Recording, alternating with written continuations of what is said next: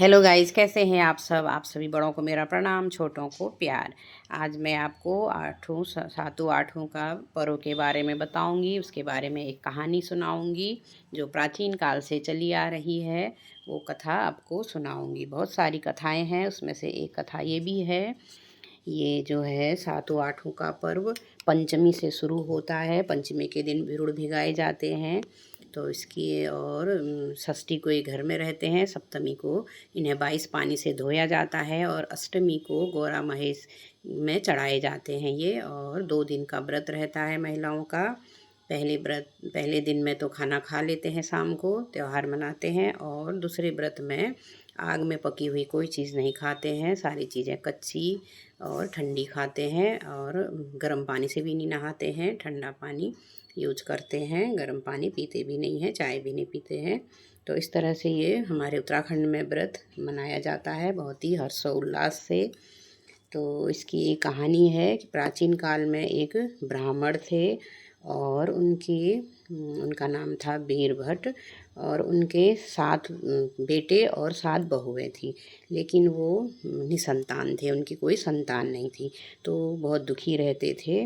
एक दिन वो आ रहे थे अपने जजमान के यहाँ से, तो रास्ते में उन्होंने देखा कि एक महिला नदी में कुछ धो रही है और उन्हें उसके छिक्कल दिखाई दिए। बोले कि ये तो दाल जैसी दिख रही है।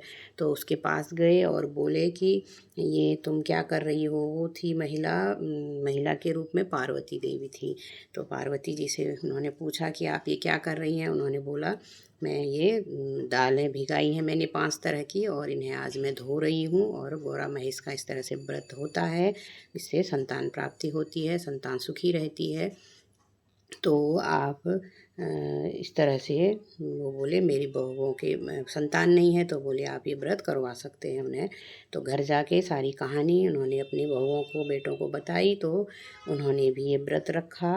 तो सारी बहुओं को तो भूख लगी, तो उन्होंने थोड़ा थोड़ा उसको, अनाज के दानों को अपने मुंह में डाल लिया। वो जूठा नहीं करना पड़ता है क्योंकि भगवान को चढ़ता है गौरा महेश को। तो उन्होंने जूठा कर लिया तो उनका व्रत भंग हो गया। उसमें से एक बहू थी, वो सीधी सादी थी, अपने काम में लगी रहती थी, घर का सारा काम करती थी, गाय भैंसों का काम करती थी। तो उसे खाने का कोई ध्यान नहीं रहा और उसने वो जूठा नहीं किया। तो उसका व्रत सफल हो गया। वो व्रत सफल होने से उसके एक बेटा हुआ। तो सभी लोग बहुत खुश हो गए, परिवार में खुशी का माहौल था।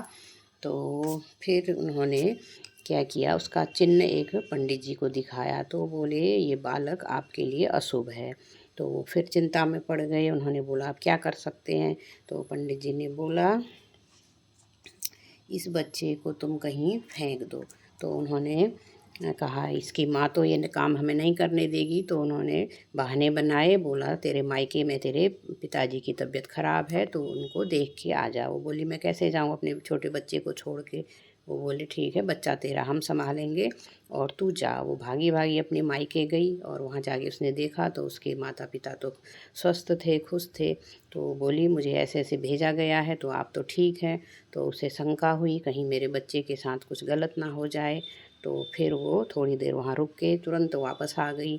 तो उसकी माँ बोली कि तू ये अनाज ले जा, गेहूँ या सरसों जो भी था, अनाज था कुछ साबुत अनाज, तो उसको लेके जा और रास्ते भर इसे डालते हुए जाना और पीछे मुड़ के देखना। अगर ये बीज उग जाते हैं, हरे हो जाते हैं, तो सोचना कि मेरे बेटे को कुछ नहीं हुआ है। तो उसने ऐसे ही किया और वो आगे बढ़ती गई और दाने डालती गई। तो उसने देखा वो हरे हो रहे थे। तो उसने जाके देखा कि परिवार वालों ने उसके बच्चे को एक कपड़ा लपेट के उसे पानी में, तालाब में फेंक दिया था। तो उसने व्रत किया था थोड़े दिन पहले। तो उसका, इसको हम साल भर तक रखते हैं बहुत से लोग। तो उसका भी गले में वो डोर पड़ा हुआ था। जब उसको रास्ते में प्यास लगी, तालाब में वो पानी पीने के लिए झुकी, तो उसका वो धागा लंबा था तो नदी को टच हो गया तालाब में। और उस बच्चे ने उस धागे को पकड़ लिया और वो धागा पकड़ के वो ऊपर आ गया, बोलते हैं। तो इस तरह से ये दुब धागे की इतनी महानता है, उसका बेटा जीवित उसे मिल गया।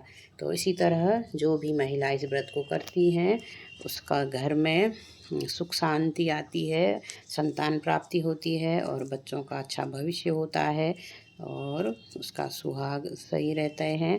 और हर चीज़ में उसकी बरकत होती है। तो इसीलिए हमारे पहाड़ों में ये त्योहार मनाया जाता है। Thank you.